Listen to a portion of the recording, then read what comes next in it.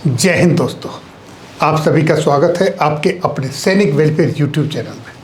दोस्तों, commutation recovery के ऊपर आज ये दूसरी वीडियो है, क्योंकि मैंने 20 तारीख को ही इसके ऊपर एक वीडियो बनाई थी और वो वीडियो बनाई थी Punjab and Haryana high court Chandigarh के अंदर कुछ पेंशनर्स ने कम्यूटेशन रिकवरी को लेकर कोर्ट केस किया है। तो वहाँ पर चंडीगढ़ हाई कोर्ट की तरफ से उन पेंशनर्स की कम्यूटेशन रिकवरी पर स्टे लगा दिया है। उसके ऊपर मैंने ये वीडियो बनाई थी।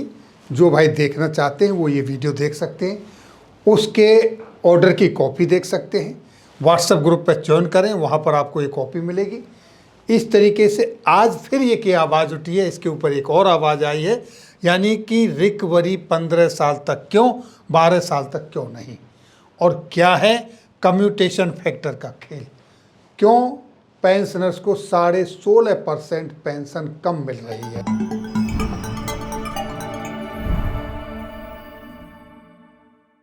एक आपके सामने ये लेटर है 21 अप्रैल 2024 का, पेंशनर समाज की तरफ से ये लेटर लिखा गया है।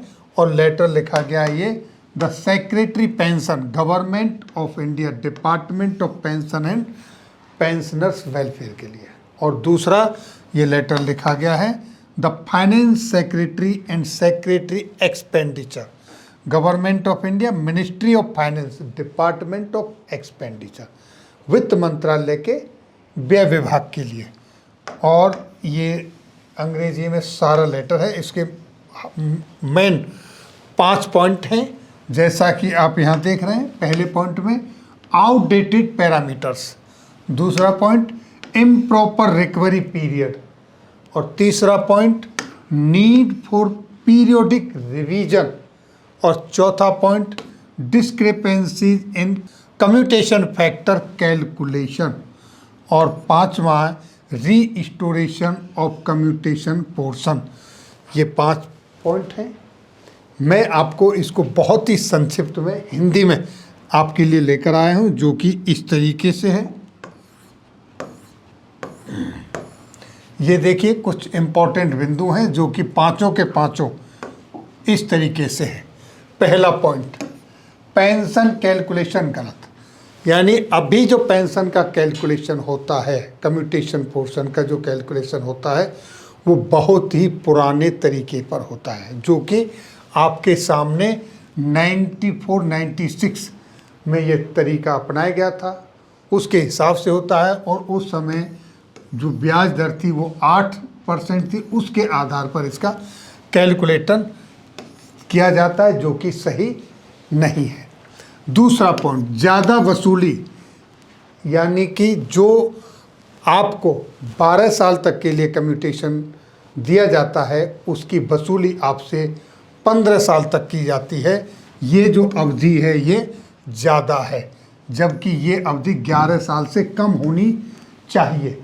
जैसा कि मैंने 20 तारीख की जो वीडियो बनाई थी उसमें कैलकुलेट करके दिखाया गया था कि 10 साल 8 महीने पर कम्यूटेशन आपका पूरा हो जाता है, तो 11 साल से कम होनी चाहिए। यहाँ पर भी बीपीएस की तरफ से इसको कहा गया है।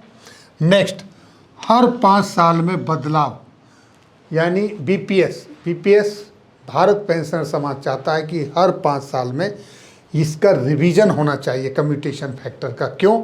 क्योंकि यहाँ पर जो पेंशनर हैं उनकी लाइफ एक्सपेक्टेंसी, यानी मृत्यु दर का बदलाव होता है, महंगाई में बदलाव आता है, और आपके ब्याज, रेट ऑफ इंटरेस्ट, उम्र, ये जो सारी चीज़ें में बदलाव आता है, तो उनके हिसाब से कैलकुलेट होना चाहिए।